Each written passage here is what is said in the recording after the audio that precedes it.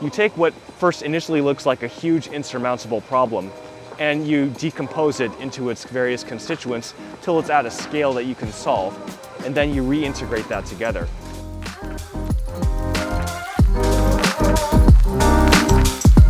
Welcome to a very special episode of Tea with Tea. I am joined with Loren.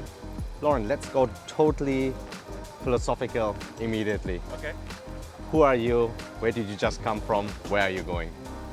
Okay, maybe my answer should be, who am I? Where am I? What am I doing here? Okay, in all seriousness, I'm Loren Chang. I'm a professor in the Department of Space Science and Engineering at National Central University in Taiwan. My background is in upper atmospheric physics, but also on the development of small spacecraft and instruments to study our atmosphere and also the space environment. And so today I'm at Changi Airport with T. I just came back from a trip to India, and before that I was here in Singapore for a conference at Nanyang Technological University on the use of small satellites for science. Wow, that's amazing. I mean, often we hear this and that, it's not rocket science, but I guess in your line of work it is kind of a rocket science. Rockets are an enabling factor in it, yes. All right, perfect.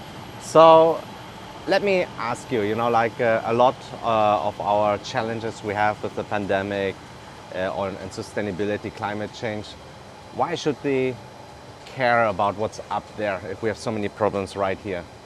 Well, it's not a binary question, because as a species, we are capable of doing more than one thing. Even as individuals, we're capable of handling more than one task at a time. And ultimately, all of these things are interrelated. Going to space, for the sake of it, well, some people do that, but that's not the only reason why we do it. It is actually an enabling tool that we use for a lot of things. And it's actually closer than most of us think. Nearly all of us have a smartphone with GPS, and who hasn't taken out their smartphone and used Google Maps on occasion, or tried hailing a ride using Uber or Grab here? And so you're already making use of satellite positioning navigation. And who hasn't tried using making a transaction using a credit card or online payment, or tried to trade stocks? And the precision timing you need for that is again provided by the fact that global navigation satellite systems are a convenient source of synchronized atomic clocks that enable modern day financial transactions. Satellite remote sensing is very important both for resource identification, social planning, geoinformatics, and also disaster relief. For example, in Taiwan, our space agency is a member of a group called Sentinel Asia. This is a remote sensing data sharing platform where countries can contribute data around disaster areas to the affected countries to be used in disaster relief. The accuracy of weather forecasting has gone up exponentially, and this is in many cases due to the development of better forecast models, but these models rely on the assimilation, that is the ingestion of extremely low latency observations of the current state of weather around the world, in many cases from satellites. In fact, satellite observations have proven to be extremely important in increasing the accuracy of the forecast of precipitation. This, in fact, is one very big reason that in Taiwan, our government invested a lot in the development of a sort of satellite remote sensing technology called GPS radio occultation that provides extremely accurate measurements of water vapor, which are then assimilated into models and have been very, very useful in predicting rainfall and also the path of tropical cyclones and so forth. So there are a lot of applications that actually affect us on a daily basis that are enabled by space exploration and also platforms that can function in space. But I think you make a very good point. So basically a lot of this day-to-day use applications are already really omnipresent, but that probably also involves a lot of data, doesn't it? So my question is, will we have more, let's say, internet connectivity, maybe via satellites in the near future, or do you think it will still remain a niche? Oh, I don't think it's going to be a niche. I think it's already happening as we speak. Everyone is familiar with SpaceX, Starlink, and the development of what we call these mega constellations of hundreds, if not thousands, of satellites providing internet connectivity in low Earth orbit. That is, at orbital altitudes below 2,000 kilometers, where the vast majority of spacecraft are. So this increased connectivity has already demonstrated its value, both in terms of, for example, unfortunately, international crises such as the Ukraine war, but also if any of you have been traveling by air for the last 10 years, you may have noticed that now every time you board a plane, you have the option, depending on how generous the airline is, of either paying for or getting for free internet connectivity while you're airborne, being able to remain connected to the grid. And at the same time right now, we see that, for example, with the new iPhone, where you're able to send emergency short messages via a smartphone, the fact that most smartphones are now moving towards being able to be enabled for satellite connectivity. For example, in this year, one of the large semiconductor IC design firms, MediaTek, also based out of Taiwan, one of their newest products is an IC that smartphone makers can put into their smartphones to, again, send short messages via satellite. We saw the same thing, a similar product also being announced by, I believe, Qualcomm earlier this year. And these new technologies are going into the next generation of smartphones. So I think within the next 10 years, this capability to utilize satellite communications on your smartphone will probably be as ubiquitous as smartphones having chips for GPS. Wow, that's very interesting. I didn't know that. I think you shared me a link a little bit about the growth expectations also in terms of the global economy. Do you want to share a little bit of insights from the kind of business outlook, what that could actually mean in terms of the economy? What are we talking about? Is it going to be 100 billions, or what do you think? Okay, disclaimer.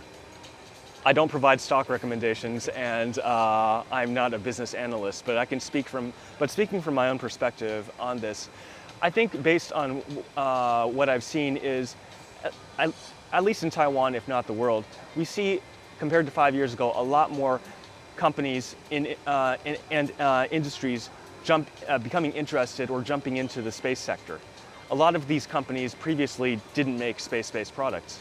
But we have to remember, in order to enable these space-based technologies, you have several segments. You have the space segment, which is what actually gets launched, and you have the ground segment. By the ground segment, I mean the people who make, for example, your GPS receiver or the chips in your smartphone that allow you to receive GPS or send SMS texts, and also data analysis. You were talking about big data. A lot of these space-based platforms do in fact provide big data. An example would be, for example, Flight Radar 24. Now with ADS-B technology, all commercial aircraft basically carry beacons that transmit signals that allow their call signs, their positions, their destinations, and their bearings to be tracked.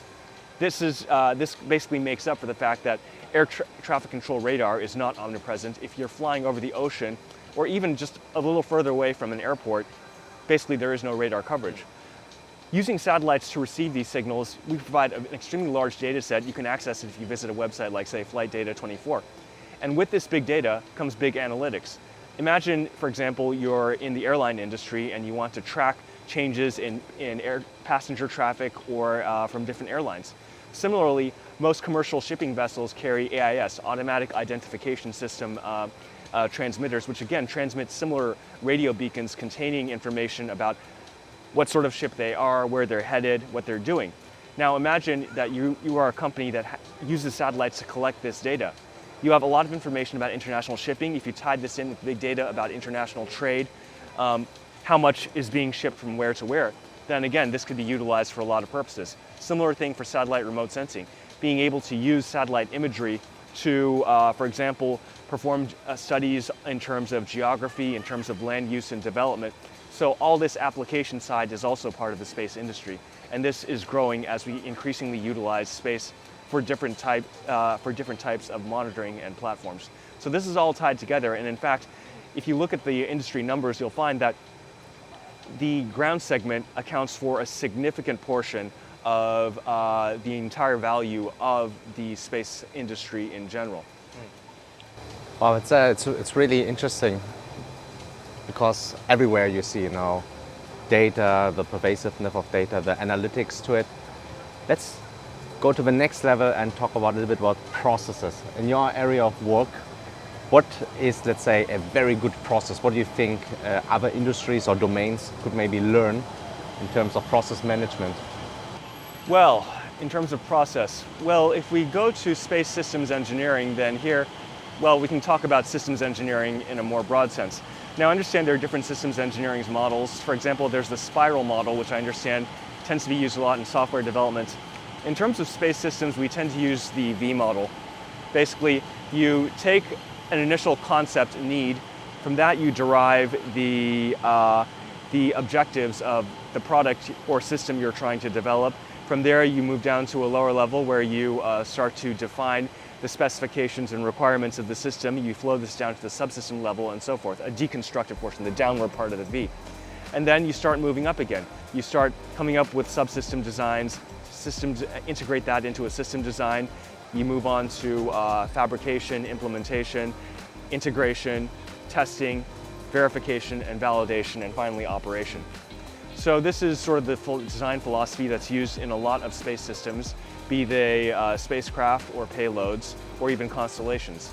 And one thing about this paradigm that I think is very beneficial is you take what first initially looks like a huge insurmountable problem and you decompose it into its various constituents till it's at a scale that you can solve, and then you reintegrate that together. So I think there's to me a sort of very beautiful and actually very functional logical process to this decomposition and then integration that I think is useful for addressing a lot of problems. Now, of course, as I mentioned, this is not the only systems engineering model, but it's what's traditionally used in the space sector and one that I personally find to be quite applicable to projects of various scales.